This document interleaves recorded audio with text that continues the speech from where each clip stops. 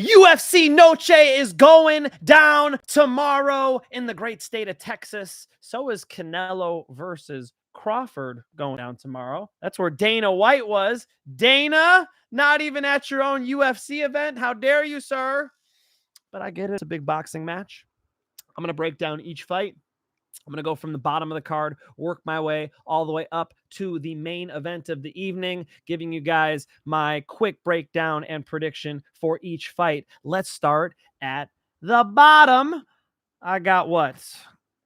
The ladies? The new girl? Where are we starting? I wrote these backwards. Here we go. No, the Ultimate Fighter. Donchenko and Rodrigo Sezinando.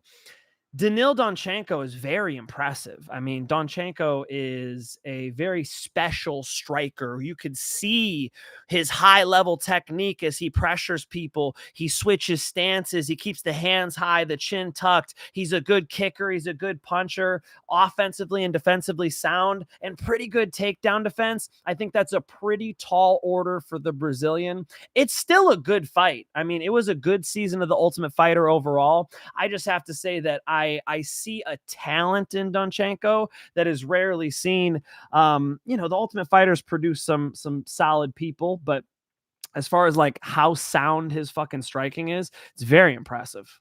It's very impressive. So do I think he's going to outstrike Rodrigo? I do. Sezinando, better than him at submission grappling, a finisher, we'll give him a run for his money, but I'm going to go Donchenko winning tough. Alessandro Costa versus Aiden Coria. Aiden Coria is decent. I like his single leg takedowns. He does my favorite one, which is the single leg dump where you enter in, you get that single leg, you get somebody hopping around on one foot, and then you take them down on the side that you have their leg. If I take your left leg, I'm taking you down on that side. If I had a table and I take one leg of the table away, you can knock the table over on that side. He does that takedown very well, and it's such a low risk, high reward takedown. I love it.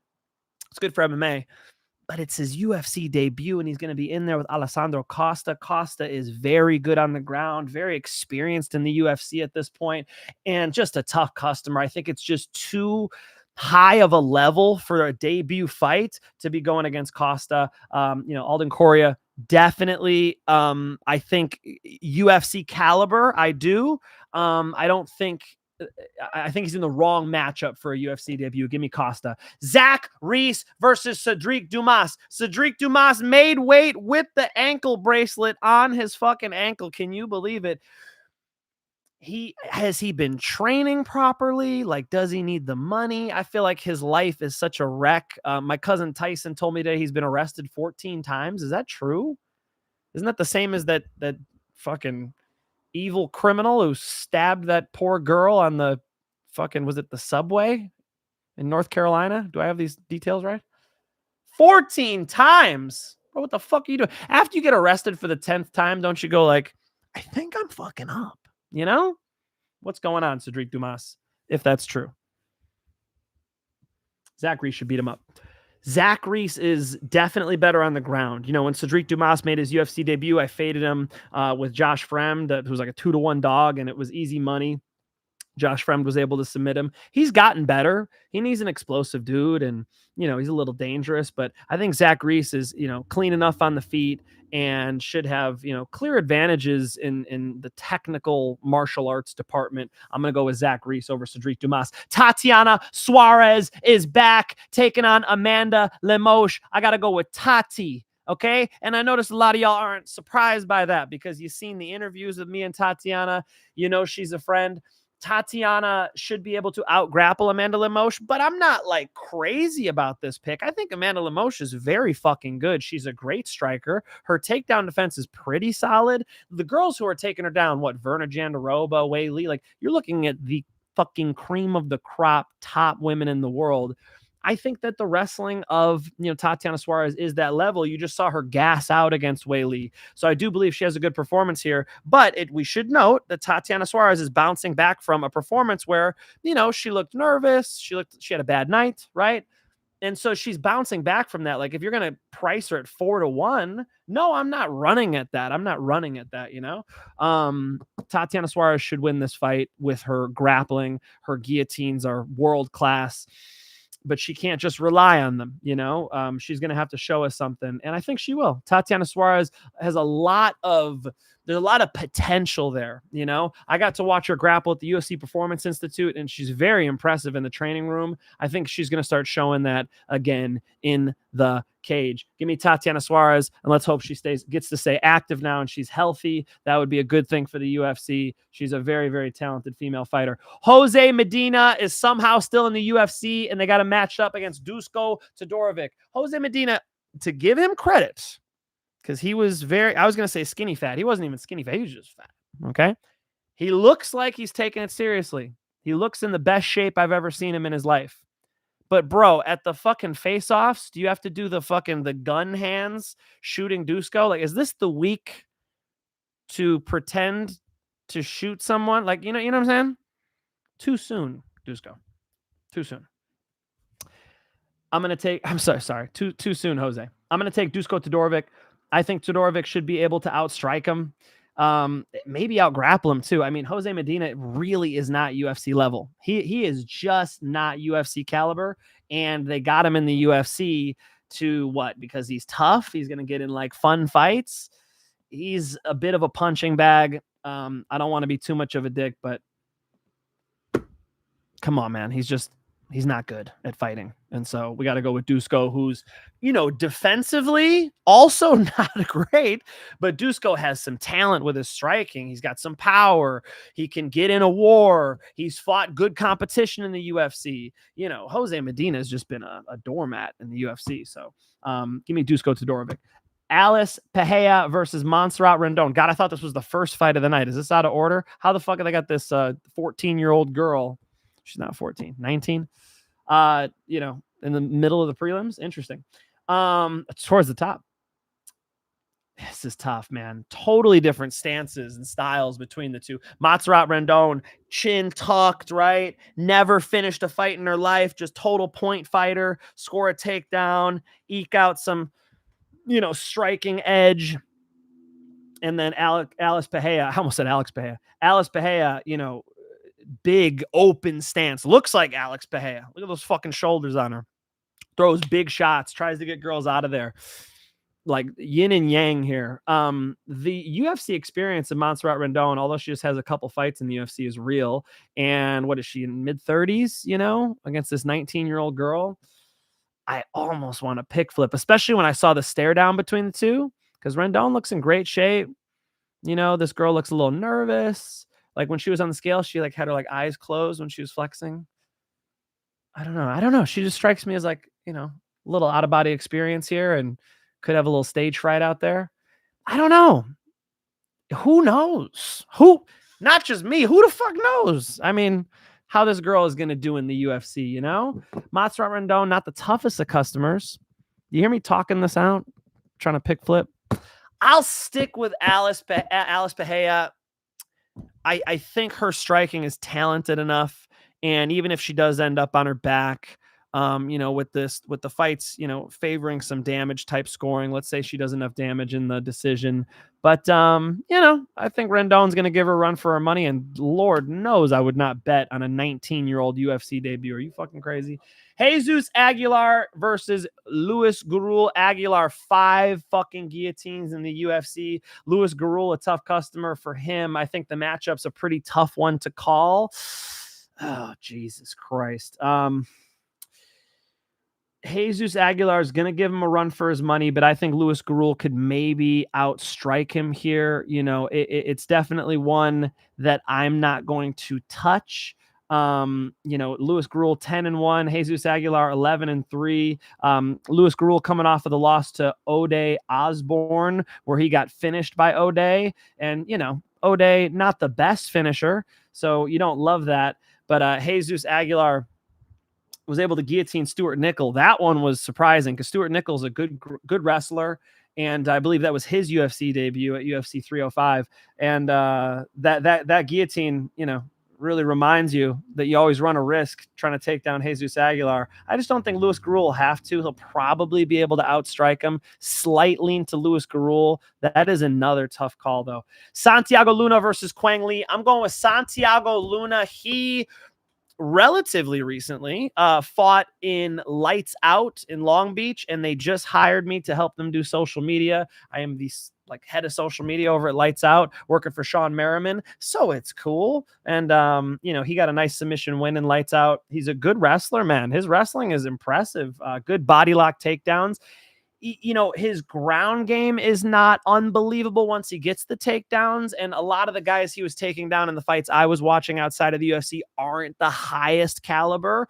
Quang Lee, definitely going to be a tough customer for him. Quang Lee, I've bet on Quang Lee. I bet on Quang Lee when I think he was a dog. It was like a plus 120 dog against Gaston Bolanos. And Gaston Bolanos, great dude. Know him from Bellator. I got to see him fight live at Bellator, but he's just a kickboxer who doesn't have much wrestling. Quang Lee was able to take him down, and Quang Lee's got some pop on the feet too. So I know Quang Lee. I'm gonna go with Santiago Luna because I think Luna's actually the better wrestler here, and that'll matter. That's why I picked Quang Lee over Gaston Bolanos. Without that wrestling advantage, I do think this is a tough fight for him. Another good one though. Alex Hernandez versus Diego Ferreira. I gotta go with the youth. Alex Hernandez is on a fucking roll too. Diego Ferreira, talented with his jiu-jitsu, explosive with his striking, has put people out. He can come back when he's down, but he fights once a year, and he's up against this kid who's been active.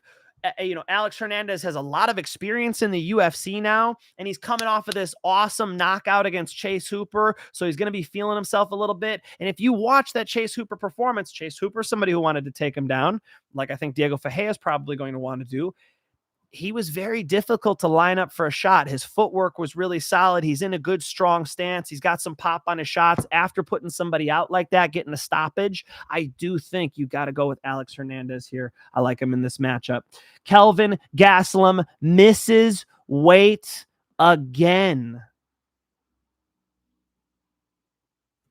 Actually, I'm not surprised. If you guys listen to my breakdown on Monday, not on this channel, I was saying, hey, Kelvin cannot be trusted, as a, very short-term training partner of Kelvin. I could just see the difference, man. He is fat and happy now, Can't be out there smoking weed with Henry Cejudo. That's what I did when I went to Henry's house. You got to think Kelvin Gastelum missing weight is a red flag. Red flag. It's not good. So I can't rely on Kelvin Gastelum when he's not taking his career seriously. This is a moment for him to get on a good trajectory again. Kelvin Gastelum should look at this as a fucking must-win situation, right? Kelvin Gastelum has lost many fights now. They've given him tough competition. Joe Pyfer's a pretty tall order for anybody, but Dustin Stoltzfus, experienced in the UFC, good striker, big, strong dude, a big size advantage over Kelvin, and he can finish a fight. Dustin Stoltzfus can get finished too. Kelvin's got some power. I know. It's the hardest jab I've ever been hit with is from fucking Kelvin Gastelum, and he doesn't hardly throw him in the UFC for some reason, but he's got a piston of a jab when he wants to throw it. I'll go with Kelvin Gastelum, but with that weight miss, guys, if you're betting on Kelvin, I think you're fucking out of your mind, I think that's very risky. Dustin Stoltzfus is in this fight, Kelvin Gastelum has to be in shape and ready to go and ready to get a win and get back in the green column, the W column. So, yeah, I'll go with Kelvin Gastelum because he's better. But Dustin Stoltzfus could absolutely beat him here. Looking at that stare down, the size difference. I don't know, man. Kelvin, get your shit together, bro. Jared Gordon versus Rafa Garcia. I got to go with Jared Gordon. He's a much better boxer than Rafa Garcia. I like that they're the same height as Jared Gordon, a little taller. Rafa Garcia, nice submission ability, not good enough wrestling to make it happen against the Jared Gordon. Jared Gordon's got nice takedown defense. He's 37 now, but he was able to knock out Thiago Moises. I do believe in Jared Gordon in this matchup. I think he's going to be able to really shine in the striking department, specifically with the punching. He might knock Rafa Garcia out. that's probably the pick. Rob Font versus David Martinez. Slight lean to Rob Font, but bro, Martinez is an interesting matchup. He's rangy. He's a kicker. It's such a different matchup than Raul Rosas Jr., who Rob Font was preparing for. I mean, talk about mixing it up. You had this, kid wrestler, and now you got this rangy kicker. Yeah.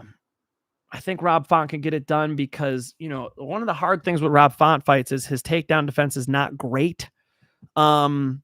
I think he could have some range problems here, but let's say ekes out a decision, finds a way. His hands are better. His hands should be better than David Martinez. He needs to apply pressure. I think he's enough of a veteran to figure that out. He have his active boxing. He just beat Matsumoto, who is a good Muay Thai fighter. This is a little different stylistically. So as long as he's on the gas pedal going forward, I think Rob Font gets it.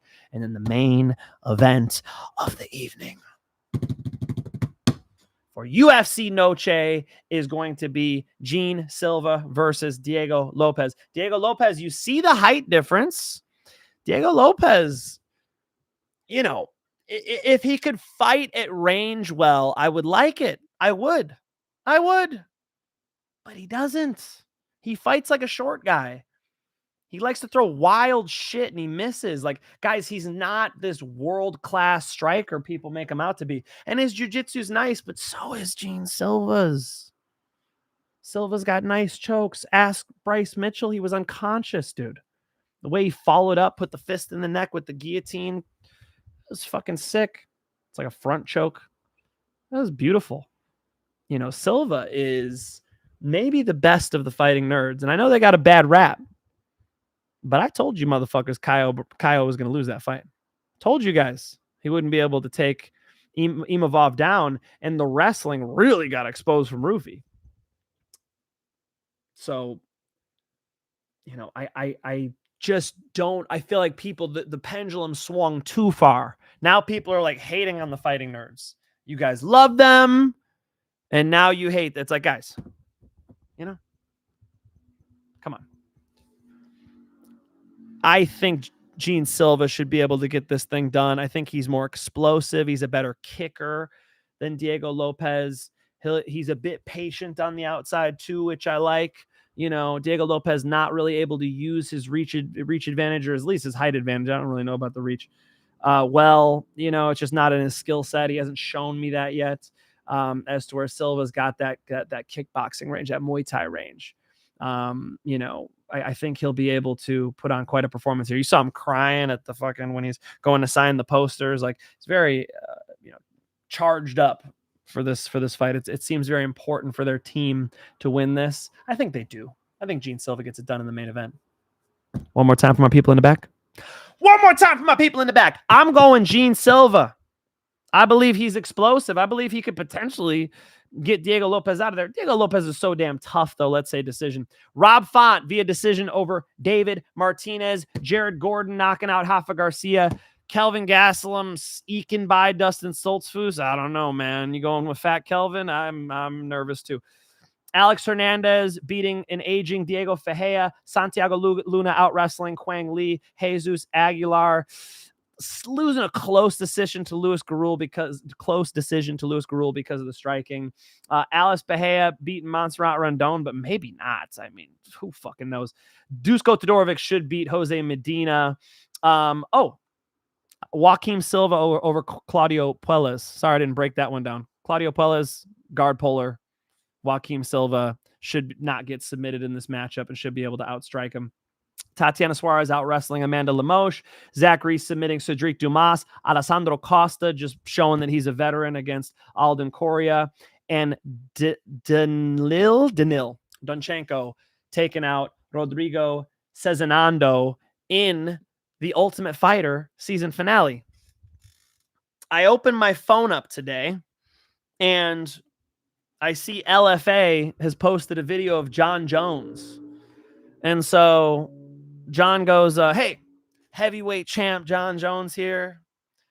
So being the witty man I am, I go, heavyweight champ of what? Right? Becomes the top comment. And Jon Jones responds and he says, of life. Heavyweight champ of life. Okay. All right. The heavyweight champ of life. Do you really want me to break this one down, Jon? I don't think we have to dunk on Jon right now. I think Jon's had some trials and tribulations in his life. Maybe I could just leave that to your imagination.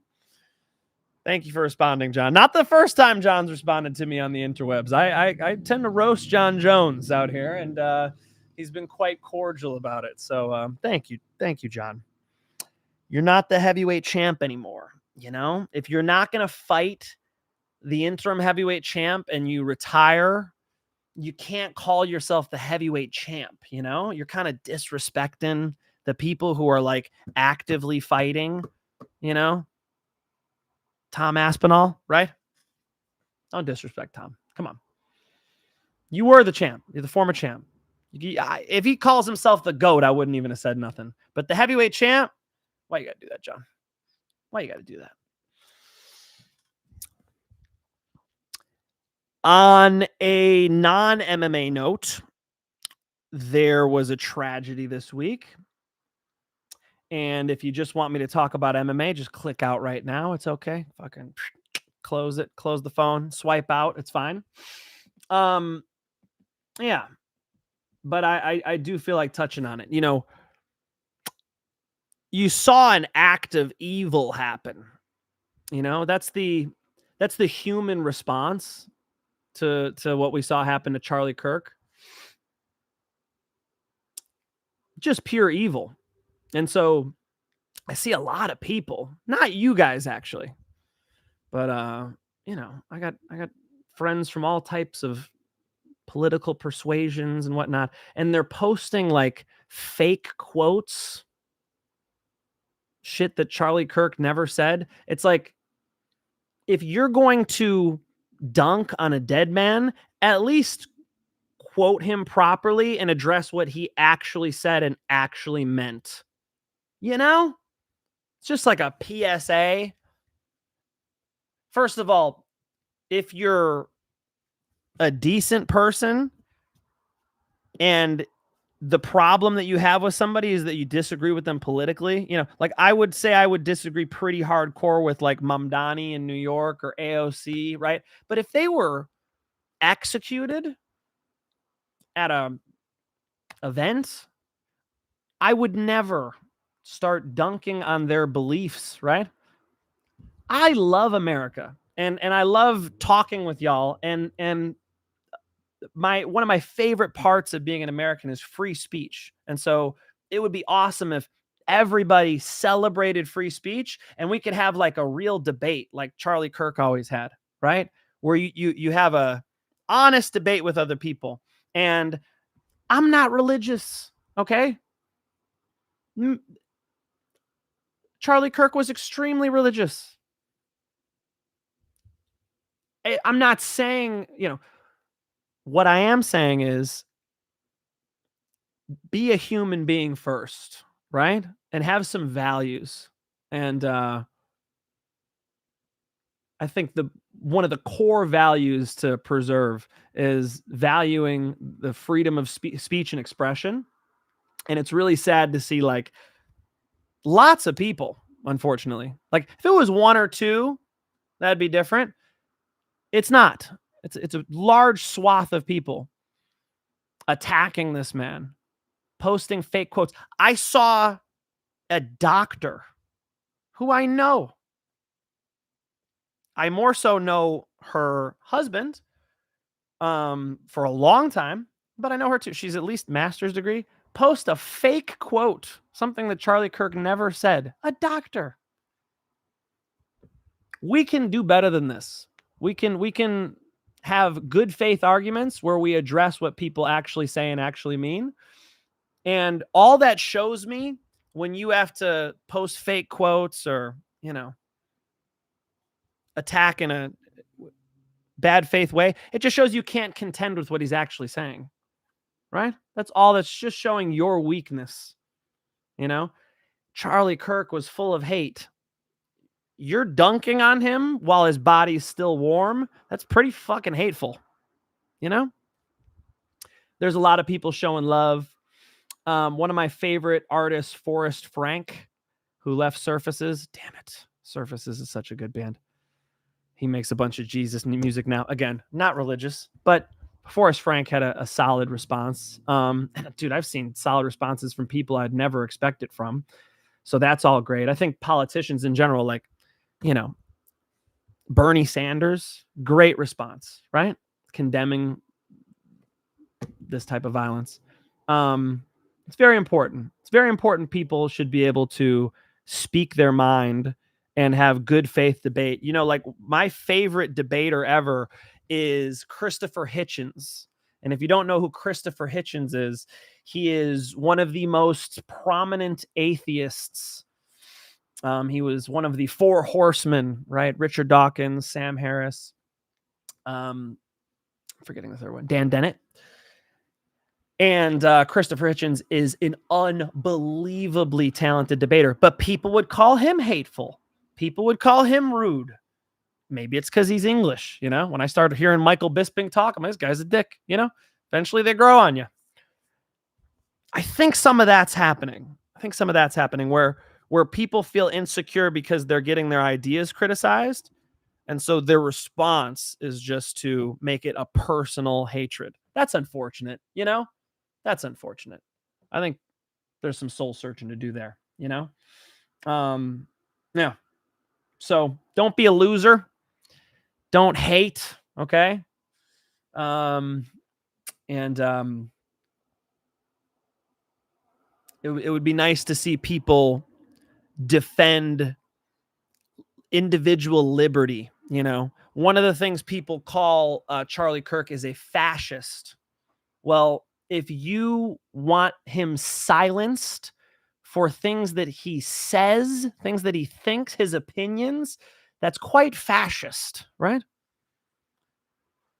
Charlie Kirk always supported individual liberty, as do I. That's why I love being an American, right?